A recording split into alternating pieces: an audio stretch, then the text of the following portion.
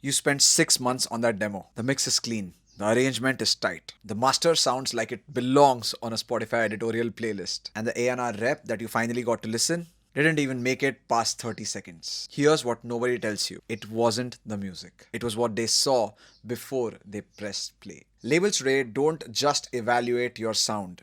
They evaluate your world. Before an A&R even opens up your SoundCloud link, they've already Googled you. They've landed on your Instagram. They've seen your profile picture. They've glanced at your header. They've skimmed through your profile too. And in that 10-second window, they've made an unconscious decision if your music is worth their time. This is called aesthetic friction, and it's a silent killer of music careers. Think about it this way. Imagine you walk into a Michelin star restaurant. White tablecloth, low lighting, impeccable presentation. And then the waiter brings out a dish on a paper plate. Does the food taste any different? Probably not.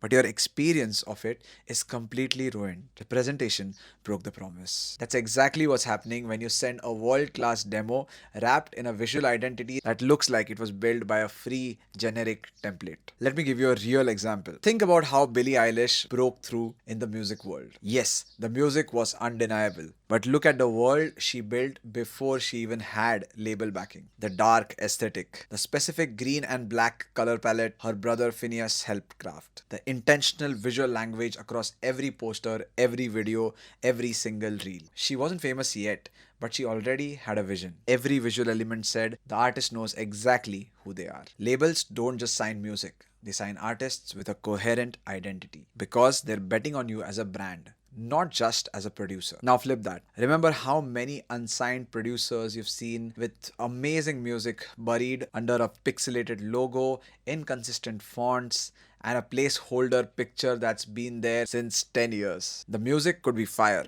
but the package says, I'm not ready. And the harsh truth, labels are in the business of managing risk. They know they have 100 artists that they might sign, but out of those, only one or two will ever give the returns that sustains the entire company. The moment your identity creates doubt, the doubt transfers onto the music, even if the music doesn't deserve it. So, how do you actually fix this? Here are 4 areas that you need to audit before you send any single demo to anyone else. 1.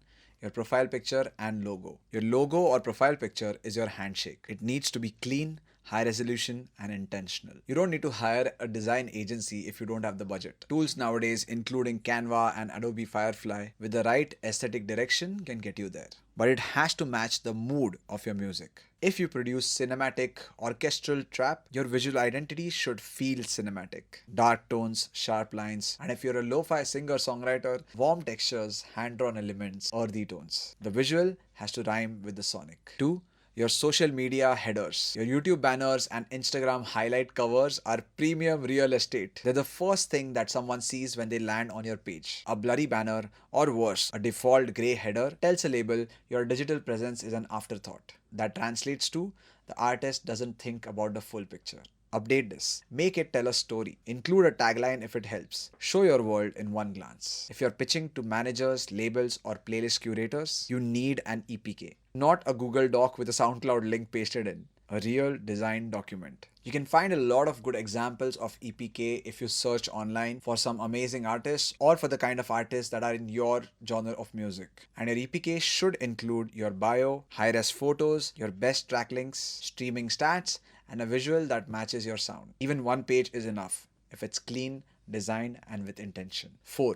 Your demo, email, or pitch. This is where most artists completely blow it. Most of us write a sloppy, informal email. No subject line strategy, no structure. 3 SoundCloud links drop with a let me know what you think. That email is the last impression before the music plays. Make it professional.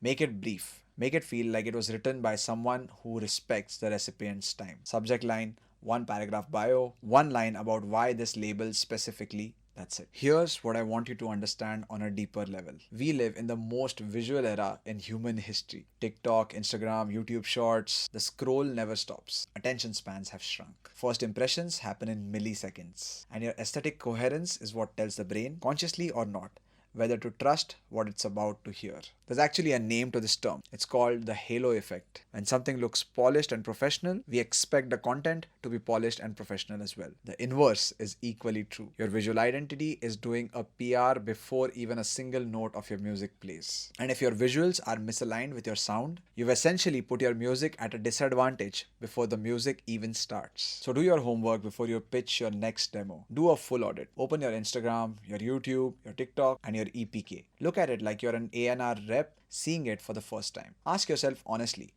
does it look like the same artist who made this music? If there's any gap, close it before you send a link, before you DM anyone else. Because unfortunately, it doesn't matter how great the music is if the visual identity is silently sabotaging it. Build the world first, then invite people in. And if this hit different, hit subscribe. Because every week on this channel, we're talking about things that move careers forward as musicians and music producers. Not just the music, but the business, the brand, and the mindset. And if you're struggling with any of these, let me know in the comments. I'll be sure to get back to you either on the comments or with the next video on the same topic. This is Music in Progress, and see you in the next one.